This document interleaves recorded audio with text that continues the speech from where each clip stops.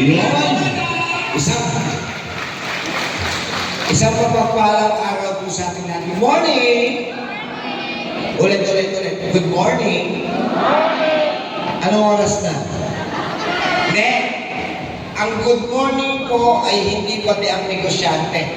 Actually, ang good morning po ay biblical in principle. Pag sinabi po kasi good morning, it means new life, new hope, new beginning. Kaya, sino po rito yung mga pasyente? Pakitaas po kamay. Halata naman. Hindi. So, gusto niyo po ba talagang gumaling? Totoo yan? Then you need to start a new beginning. Bakit?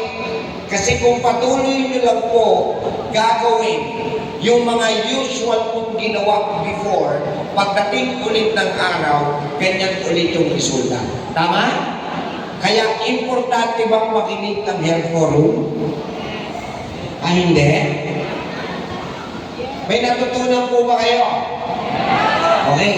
Kung talagang may natutunan kayo, may tatanong ako. Kaya mo bang sundin ang disiplina? Taas ang kamay ng mga kayang sumunod. Yung mga sinungaling po. Yung iba, parang hindi naman totoo.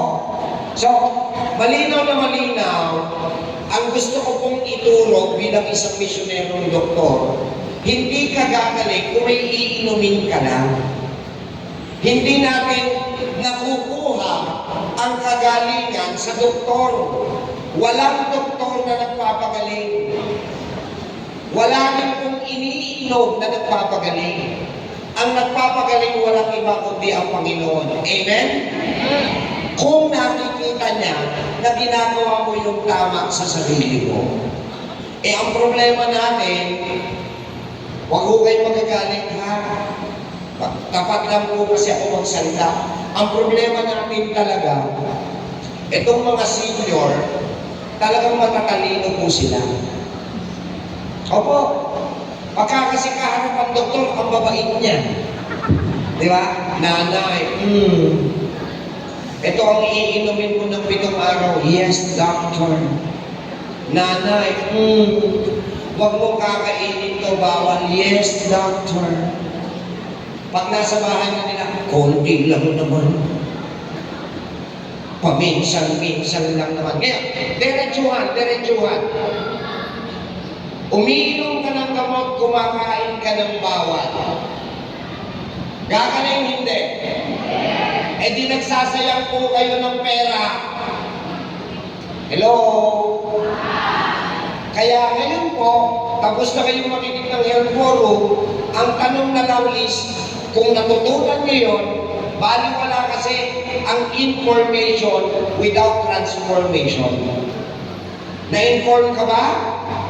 So, kailangan mo mag-transform. Kung gusto nyo makalaya sa kahit na anong sakit, sinabi ko na po ang susi. Tinuro ko na po. Ngayon, nagawa ko na yung part ko. Correct? Gagawin mo ba yung part mo? Okay. So, bago tayo tuluyan matapos, tanongin ko lang mo, okay pa kayo na, hindi naman po ito naka-broadcast. Hindi ako naka-live ngayon. Sino po dito ang may bukol at cancer? Taas ang kamay. Bukol at cancer? Okay. So, kayo tatanungin ko, ano gusto nyo? Opera o tunaw? Ulit, opera o tunaw? Tunaw. May dala kayong kandila? Tawas muna. Hindi o. Kanina po pinag-fill out namin kayo ng patient information sheet. Nag-fill out kayo nito? Okay. Dalawang copy po ito. Isang white, submitted sa amin, yung green hawak ninyo. Correct. During the time na nanonood po kayo ng video ko ng Health Forum, yung kulay puti na sinampit nyo, binasa ko po doon. Inisa-isa ko po ito. Nakasulat dito, yung pangalan mo, edad mo, at saka yung sakit na meron ka. Tama? Upon reading it, nag-attach ako ng guideline na naaayon sa sakit na meron ka At yan po yung ipamimigay namin sa inyo ngayon, isa-isa. Libre, walang bayad. Okay. Ngayon, ang pakiusap ko lang, huwag mong susundin to kung hindi mo kayang disiplinahin ang sarili mo.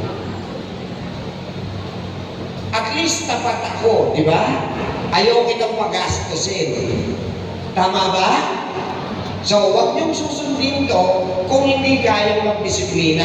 Ano yung disiplina? 7 doctors of discipline. Inhale, exhale. Kaya, hindi. Pagpapaaraw. Pagpapapawis.